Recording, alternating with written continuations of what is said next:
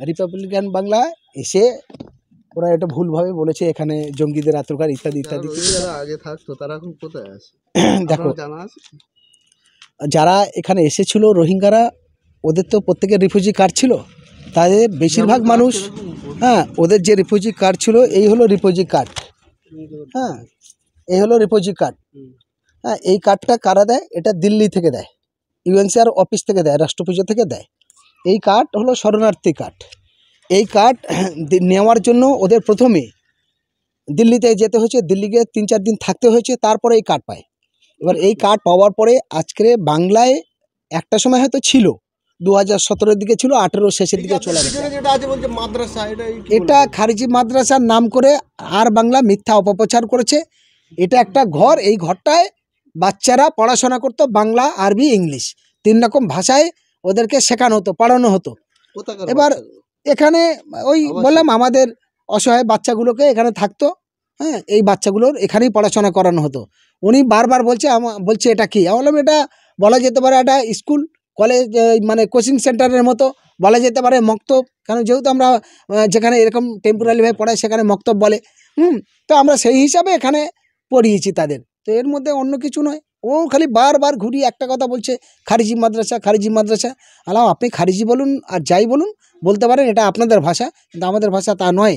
আর আপনি খারিজি মাদ্রাসার নামে যেসব বদনাম করছেন, আমার সজ্ঞানেতে আমার এই 50 বছর বয়স হতে চলেছে, সারা পশ্চিমবঙ্গে এখনও একটিও মাদ্রাসায় জঙ্গি বলে প্রমাণিত করতে পারিনি।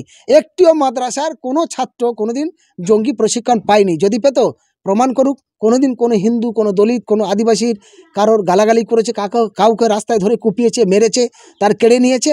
কিন্তু অসংখ্য আরএসএস বিজেপির নেতৃত্বে একদম সচকে পরিষ্কার আফরাজুলকে যেমন গাঁইতা দিয়ে কুপিয়ে কুপিয়ে খুন করেছে, সাবির মল্লিককে তেমন পিটিয়ে মেরেছে, রফিককে তেমন ভ্যানে বেঁধে পিটিয়ে মেরেছে, এবং অসংখ্য এই ঘটনা ঘটছে। বাসের ভেতর, ট্রেনের ভেতর দাড়ি ধরে টানছে, জোর করে জয় শ্রীরাম বলানো হচ্ছে, জোর করে গরু মাংস খাবার নাম করে মারছে। এটা তো লজ্জা লাগে বিজেপির নেতাদের। এটা তখন আর বাংলায় আর দেখায় না। আর বাংলার কোনো এক সাংবাদিক বলছে আপনার কাছে জঙ্গি ফান্ড থেকে কোটি কোটি টাকা আসে, সেই জঙ্গি ফান্ডের কোটি কোটি টাকা থেকে কি মাদ্রাসাটা করা? দেখুন, একটাও যদি আমাকে দেখাতে পারে আমি 10 বছরের সাজা নেব। একটাও কোথাও থেকে যদি আমার অ্যাকাউন্টে যদি কোনো জঙ্গি সংগঠন থেকে 2 টাকা আসে আমার দেখাতে বললে আমি 10 বছরের সাজা নেব। কিন্তু আর বাংলাকে সঙ্গে চ্যালেঞ্জ, যদি না দেখাতে পারে আর বাংলায় বলুক তারা কি সাজা নেবে। এবং আমার নামে মিথ্যা অপপ্রচারের জন্য যদি তারা সংশোধন না হয়, আগামী দিনে আর বাংলার বিরুদ্ধে আইনি ব্যবস্থা নিতে বাধ্য হব। কারণ আর বাংলা দেখায়নি সাবির মল্লিককে পিটিয়ে মেরেছে, দেখায়নি আফরাজুলকে পিটিয়ে খুন করেছে, দেখায়নি মুর্শিদাবাদের আরও 3 জন এবং মালদার 2 জন, 5 জনকে মহারাষ্ট্রে এবং উত্তরপ্রদেশে পিটিয়ে খুন করেছে, দেখায়নি অসংখ্য মসজিদের নিচে মন্দির পাওয়ার নাম করে গুলি করে মারা হচ্ছে, আর বাংলায় দেখায় না। আর বাংলা মিথ্যে করে বিজেপি আরএসএসের দালালি করে তিলকে তাল বানিয়ে হিন্দু মুসলমানের ডিভাইডেড করার জন্য প্ল্যান তৈরি করছে। এই প্ল্যানের বিরুদ্ধে সমস্ত মানুষ ঐক্যবদ্ধ হয়ে প্রতিবাদ করাটা দরকার। আমি বলি, যদি আর বাংলা এত ভালো হতো তাহলে দক্ষিণ দিনাজপুরে জেলা থেকে 5 জনকে গ্রেপ্তার করেছে, 5 জন হিন্দু। একজনের নাম হলো উৎপাল পাল, 2 নম্বর হলো অখিল পাল, 3 নম্বর হলো সনাতন পাহান, 4 নম্বর হলো বিক্রম পান, 5 নম্বর হলো অমিত পাল। এরা কোন মাদ্রাসার ছাত্র? আর বাংলা কি একদম সাম্প্রদায়িক, একদম সাম্প্রদায়িক আর বাংলা।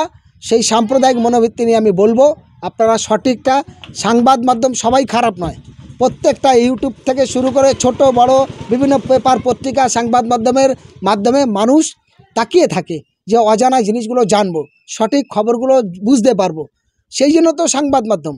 কিন্তু দুর্ভাগ্যের বিষয়টা, সংবাদ মাধ্যমের নামে একটা ধরনের জঙ্গি তৈরি করছে আর মানুষের মনে বিষ ঢুকিয়ে হিন্দু মুসলমানকে ভাগ করছে। এই আপনার যে আলী ঈশান মাদ্রাসা আছে, এই মাদ্রাসার মধ্যে একটু ঢোকার চেষ্টা করবো। আচ্ছা আসুন দেখুন, এটা একটা আমরা কিন্তু দর্শক, আমরা এই মুহূর্তে যে হোসেন গাজীর এখানে এসেছিল রোহিঙ্গারা, ওদের তো প্রত্যেকের রিফিউজি কার্ড ছিল, তাদের বেশিরভাগ মানুষ, হ্যাঁ, ওদের যে রিফিউজি কার্ড ছিল এই হলো রিফিউজি কার্ড।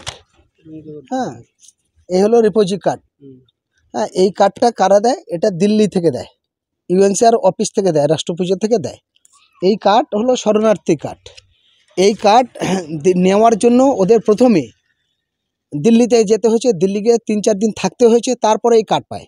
এবার এই কার্ড পাওয়ার পরে আজকে বাংলায় একটা সময় হয়তো ছিল, 2017-এর দিকে ছিল, 18 শেষের দিকে চলে গেছে, 1 বছর 1.5 বছর মতো ছিল। থাকার পর চলে যাওয়ার পর এখনও তো ধরেন দিল্লি হরিয়ানা বিজেপি সরকার সেখানে আছে, ত্রিপুরা বিজেপি সরকার, আসাম বিজেপি সরকার, তারপর আপনার তামিলনাড়ু আছে, অন্ধ্রপ্রদেশ আছে, যাক সেখানে যাক, সেগুলো করতে পারছে না। মহারাষ্ট্রে যাক, মহারাষ্ট্রে তো বিজেপি জোটের সরকার, কিন্তু সেইগুলো না করে উড়িষ্যায় আছে, উড়িষ্যাও তো বিজেপি সরকার, সেগুলো বাদ রেখে আমাদের এখানে এসে বিভ্রান্ত করাচ্ছে। মূল কথা যেটা, সেটা হলো মুসলমান বলেই এটা বিভ্রান্ত ছড়ানো হচ্ছে। এইটার বিরুদ্ধে আর কি সঠিক ব্যবস্থা নেওয়ার জন্য। এই যে ঘরে এসে আর বাংলা বা রিপাবলিক বাংলা যারা গুজব ছড়াচ্ছে, তাদের উদ্দেশ্য কি বলবেন? দেখুন, উদ্দেশ্য একটাই কথা বলতে চাই, আমরা বাংলায় আপনাদের মাধ্যমে প্রত্যেকটা মানুষের কাছে আহ্বান যে আপনারা এই ভিডিওগুলো বেশি করে শেয়ার করুন এবং সর্বোচ্চ মানুষের কাছে এই ভিডিওটা পৌঁছাক। কারণ আর বাংলা কারা, আর বাংলা যেটা আসছে, যেটা বুঝতে পারলাম, ওরা আর বাংলার একটা ইতিহাসটা বলি।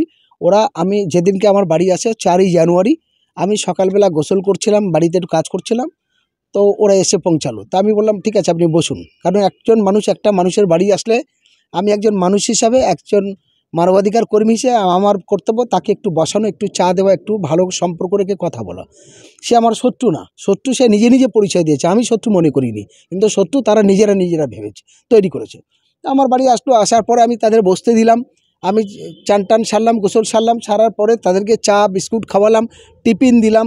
দেওয়ার পরে আমি ওদের বললাম, দাদা দেখুন, আপনারা তো মুসলমানের এগনেস্টে খবর করবেন এবং আমার বিরুদ্ধে খবর করবেন, এই করে আপনাদের কাছে ইন্টারভিউ দিয়ে লাভ নেই, আপনি আসুন। হ্যাঁ, আপনি আমার দাদা, আপনি আমার ভাই, আপনি আমার ভারতবাসী, আপনি আমার বাংলাভাষী, আপনি আমার দেশবাসী, আপনি আসুন, আপনার প্রতি শ্রদ্ধা ভালোবাসা থাক। তখন আমার বলছে, হোসেনদা আপনার নাম শুনেছি অনেক দিন থেকে, আপনার সাথে পরিচয় ছিল না, আপনি অনেক সোশ্যাল কাজ করেন, সামাজিক কাজ করেন, আপনার সেই সত্য কথাটাই আমরা তুলে ধরার জন্য এসেছি। তাহলে দেখুন, কথা কিন্তু কোনো কাটাকাটি যেন না হয়। আমার একটা মিসগাইড হচ্ছে এই যে ওদের সঙ্গে যখন আমি ইন্টারভিউটা দিই, সেই সময় আলাদা একটা মোবাইল থেকে আমার টোটালটা রেকর্ডিং করা দরকার ছিল। আমি তখন অত ব্রেনে নিইনি, আর আমার একটা ছোটো বাচ্চা বাড়িতে, দ্বিতীয় কেউ নেই যে ওদের ভিডিওটা করবে, ছিল না সে সময়, যার জন্য করিনি। আর মনটা পরিষ্কার আমার, আমি কোনো আনলিগালি কাজ করিনি। আজও পর্যন্ত সারা বাংলার কোনো থানায় কোথাও আমার নামে কোনো অভিযোগ নেই। হ্যাঁ, এবং রোহিঙ্গাদের এখানে আনার সময় আমি কোনো আনলিগালি কাজ করিনি। আমি রাজ্যপাল থেকে শুরু করে একদম রাজ্যের সমস্ত প্রশাসনিক ডিপার্টমেন্টে, আইবি, ডিআইবি, আপনার SP, DM, SDPO, SDO, local থানা, সমস্ত জায়গায় জানিয়েছি। তারপর এনআইএ থেকে শুরু করে, ইডি থেকে শুরু করে, আপনার ওই কী বলে আইবি, ডিআইবি, গোয়েন্দা, পুলিশ, সমস্ত রকম ভেরিফাই করে দেখেছি যে এগুলো কোনো আনলিগালি নেই। আমি যখন আনলিগালিভাবে করিনি, মিটিং করেছি, প্রকাশ্য পাবলিকের বলেছি আপনারা সাহায্য করুন, পাবলিক চাঁদা দিয়েছে। আবার আমি যখন ঘর করি, সেটা হোয়াটসঅ্যাপ, ফেসবুক বিভিন্নভাবে প্রচার করেছি, পাবলিক সাহায্য করেছে। আমরা প্রকাশ্যই মিটিং করে চাঁদাপত্র তুলে তাদের সাহায্য করেছি। এটা গোপনে কিছু ব্যাপার নয় যে কেউ আমার গোপনে 50,000 টাকা দিল, কেউ গোপনে 1 লাখ টাকা দিল, এরকম কোনো ব্যাপার না। ওরা তিলকে তাল বানিয়ে মুসলমানদের একটা ডিভাইডেড করে, হিন্দু মুসলমান ভাগ করে বিজেপি রাজনৈতিক ফায়দা লোটার জন্য এটা করেছে।